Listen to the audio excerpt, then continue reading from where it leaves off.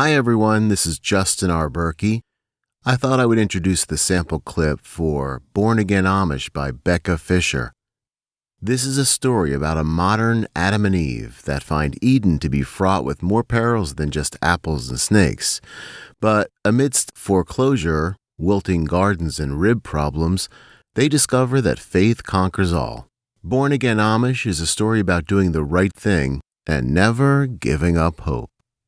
And now, the sample for Again Amish by Becca Fisher, narrated by Justin R. Berkey.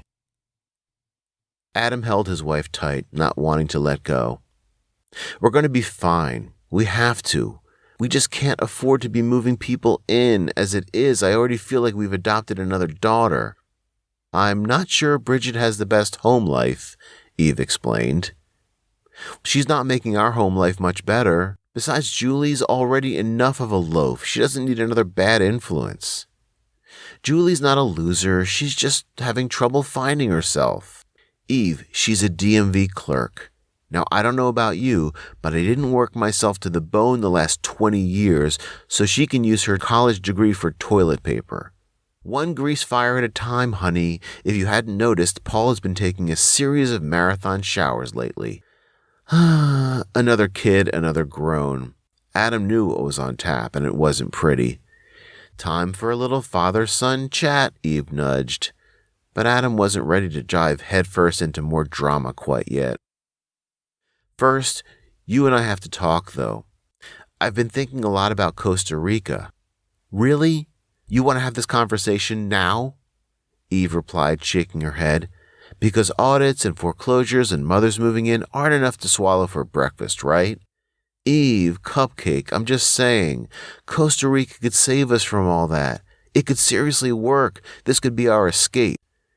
Eve knew an escape of her own, going back to her roots. Not just running away to distant beaches, but to the comforting arms of the community she grew up in.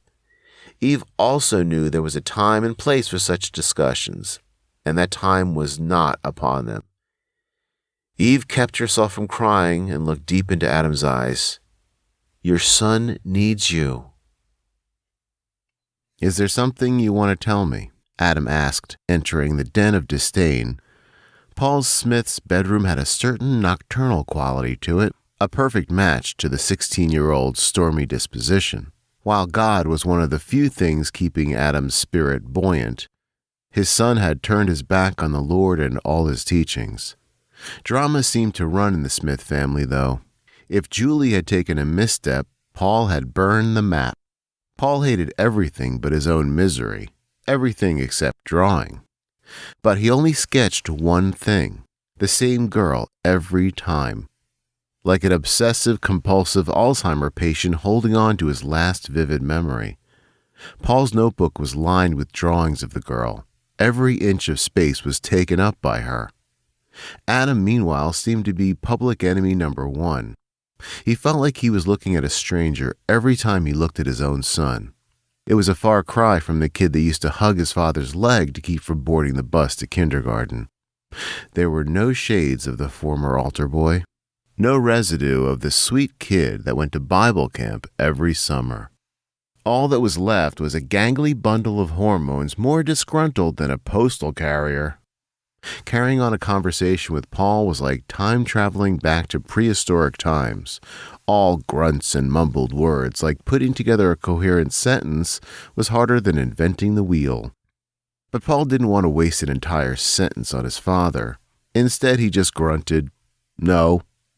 No father wanted to talk to their child about sex. Your mother tells me you've been taking abnormally long showers? So, Paul mumbled, not conceding a thing. Paul managed to be jaded beyond his years, an old soul of snarl. Adam wanted to tell him life got better, but Adam was working through his own quarrels with the universe. Those quarrels had to take a backseat to Paul's raging libido. Adam was trying his best to tiptoe around the issue, but the fact remained, there was no easy way to talk to your son about sex. It was like a bandage. You just needed to rip it off quickly to keep the pain to a minimum. Do you have any questions About sex, Adam asked, hoping Paul didn't. Paul cringed and ducked his head into his sketchpad. Not for you, he insisted. Well, if you do, the answer is not until you're married. And as far as the shower goes, remember, the Lord is always watching. Thank you for listening to the clip from Born Again Amish. Click on the links below if you'd like to get access to the book on Amazon, Audible, or iTunes.